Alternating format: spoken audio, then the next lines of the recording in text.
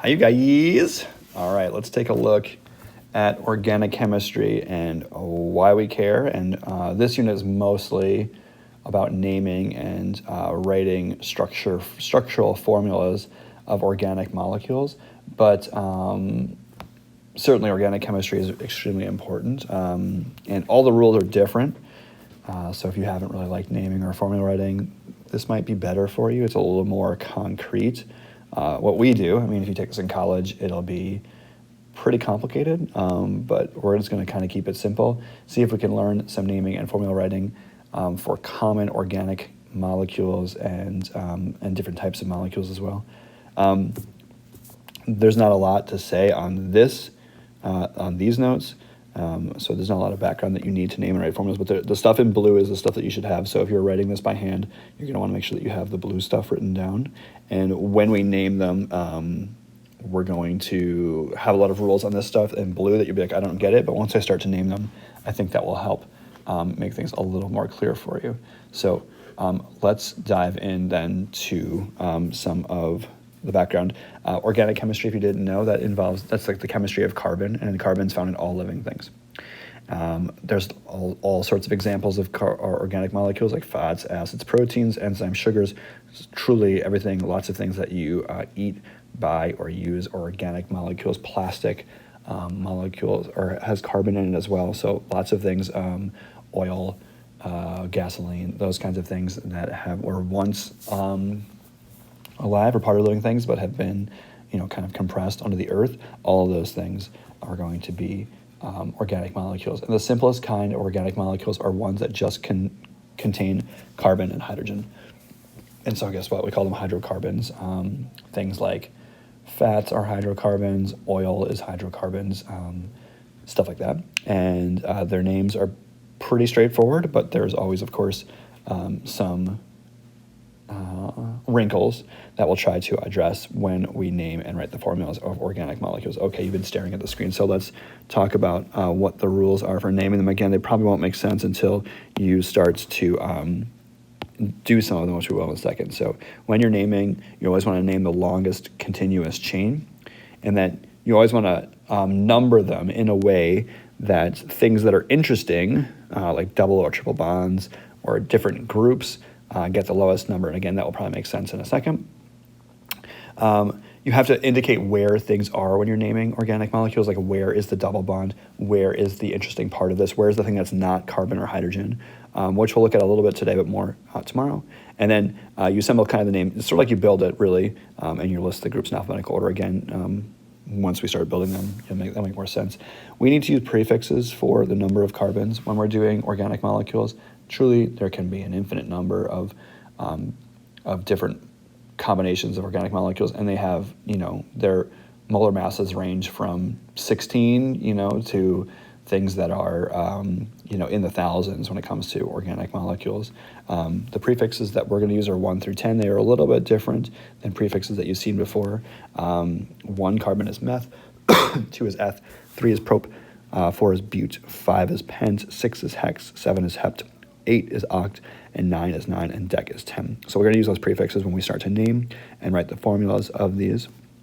And then the suffix that indicates like what is going on and the number of double bonds, that kind of thing, are ane, ene, and ein. And so ane is when you have double bonds, ene is when you have, ane is single bonds, ene is double bonds, and wine is triple bonds. So you're going to use those as part of the name. Again, you kind of literally build the name from what you are looking at. So people tend to like this a little better. Again, it's truly different than, like, let's say, crisscross and naming an acid or something like that. So it's a lot different. And you're going to use prefixes also to indicate if you have more of one of something, like if you have 2 double bonds or if you have 4 OH groups on there, you're going to use prefixes to indicate those, so di, tri, or tetra. Again, this is just scratching the surface of what kinds of things you will see when we start to do organic molecules. So there's a lot here.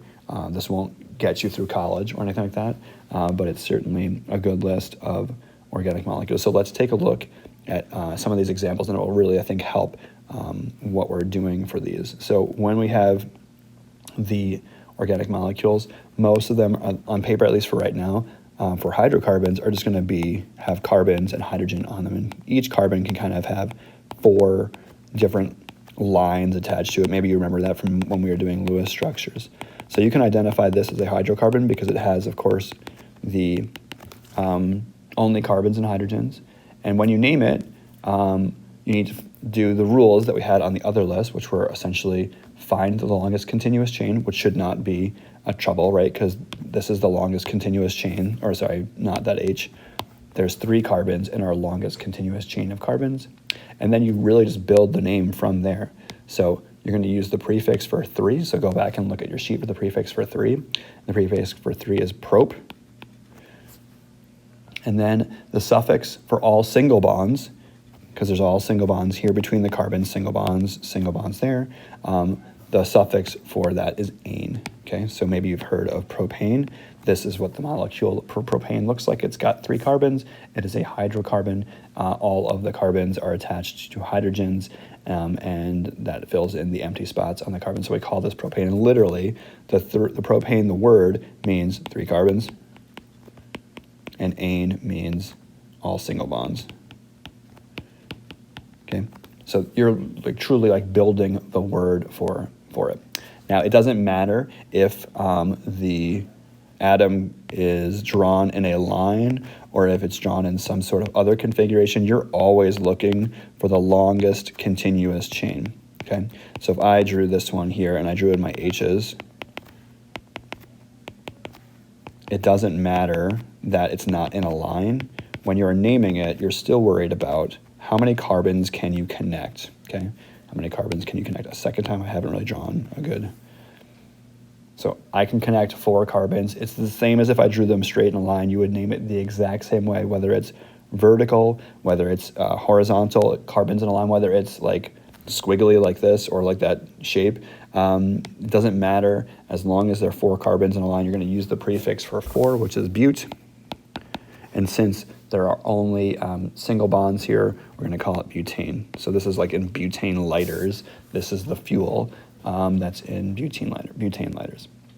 Okay, 4 carbons. Now, will it have this shape necessarily? Not necessarily. Okay, so it could be a straight line. It could be a squiggle like this. It could be reversed or flipped. But as long as it has 4 carbons in a row, and there are I forgot an H.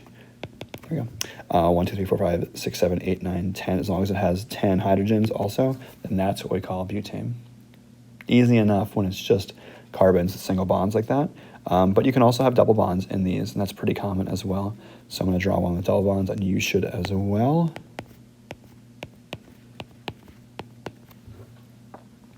And I'm going to fill in with my H's.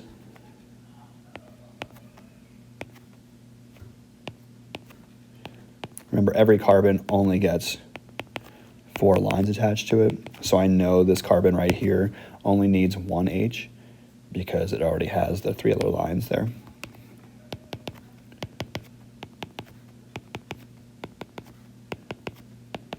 And if you're thinking, wow, this can get really tedious to write as you get more and more carbons, you're correct, it will.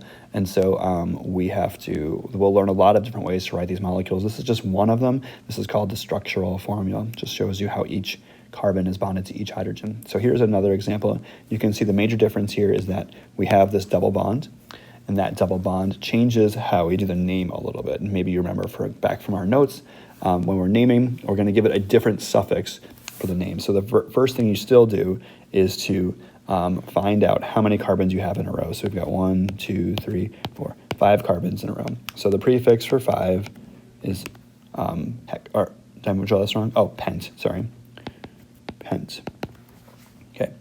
And then that means 5 carbons, and it also has a double bond. And so if you go back and look at the notes there, the double bond means that you should also indicate how many, what that is. So indicating a double bond just means you use an ENE ending as opposed to an ANE ending. ANE there means single bonds, ENE means double bonds. So this is going to be pentene. Now the last thing on our list of things to do for our rules is we have to indicate where that is. And so numbering the carbons is the trick, okay? And you can number them one of 2 ways, but one way is correct. You can number it left to right, so 1, 2, 3, 4, and 5. And in that situation, my double bond is on the first carbon, okay? Or you could number it right to left. So 1, 2, 3, 4, and 5. And in that situation, you'll look, and my double bond is on the fourth carbon right here, okay? And you want to number it in a way that gives you the smallest number for that double bond. That's how you number these when you're talking about where the double bond is. So it would not be like this. It would be like the first kind instead, because this is 4, and I'm looking for a smaller number than 4, and that would be 1 right here. If I number 1, 2, 3, 4, and 5, then my double bond is on the first carbon. And so you indicate that by saying where that is. You put that in front. So we call this 1-pentene. The 1 is where. The ene means double bond. And of course, those two things are related, right? Where and the double bond. So it's like saying this is where the double bond is. And then pent means 5 carbons. Okay, so when you have a double bond, you are going to number it the smallest way you can, depending on where it is in the line. Let's look at a couple others, and then what happens when there's more than one double bond. So, but first let's just try one with another double bond. Here, I'll draw it out real quick.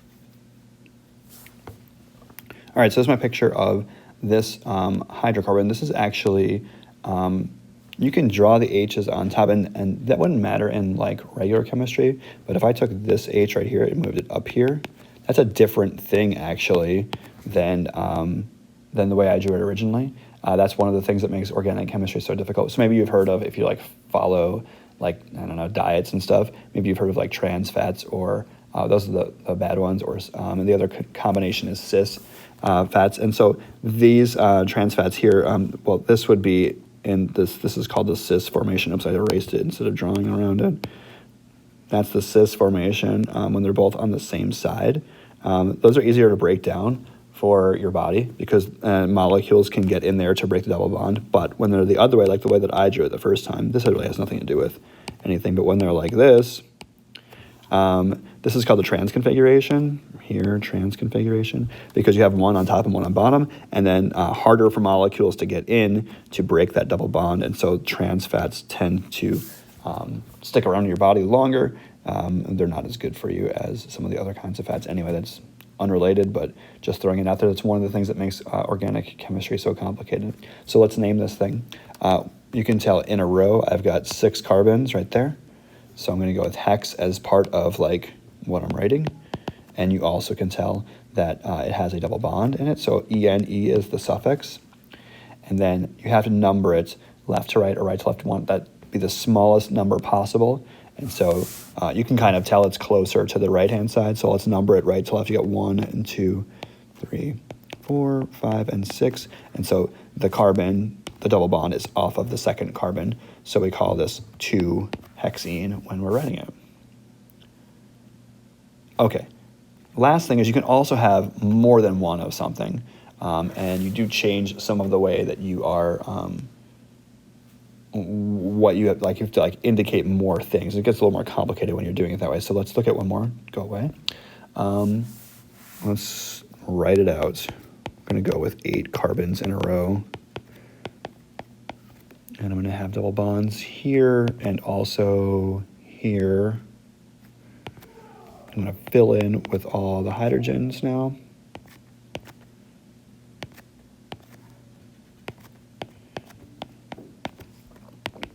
Again, you're like, probably like, this is a lot of hydrogens, a lot of lines, a lot of C's. You're right, and there are a lot shorter ways to do it.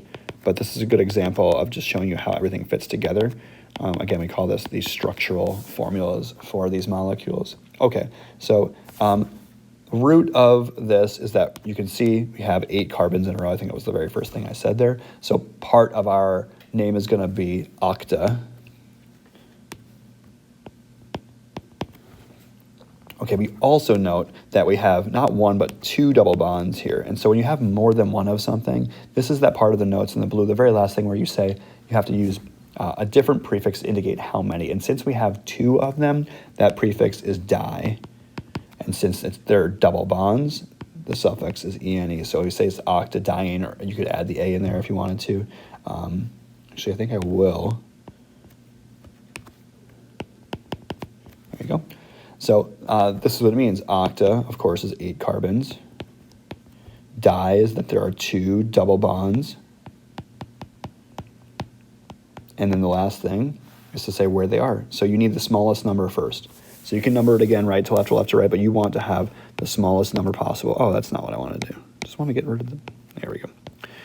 Okay, so if I number it right to left, 1, 2, 3, I got the first one is on 3, 4, 5, 6, 7, or 8. Okay, so keep that in mind. If I number it left to right, 1, 2, hey, guess what? It's also at 3, so it doesn't matter. You'll get the same thing either way. 4, 5, 6, 7, and 8. So you just say where both of them are, and you separate them with a comma.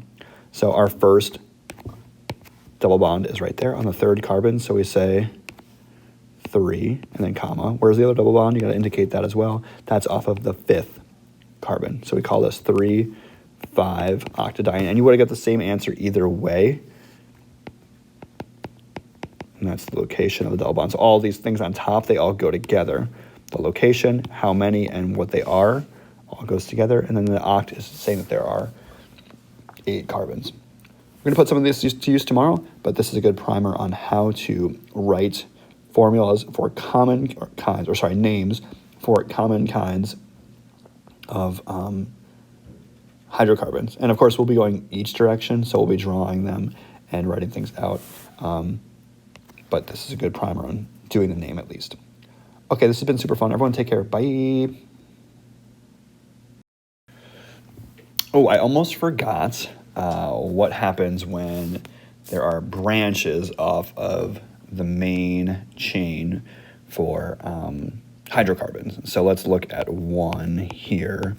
I'm going to put a branch off of my main chain. I'm going to call that the main chain. I'm going to have a branch, let's say, you know what? Let's go this way. Let's do it right here.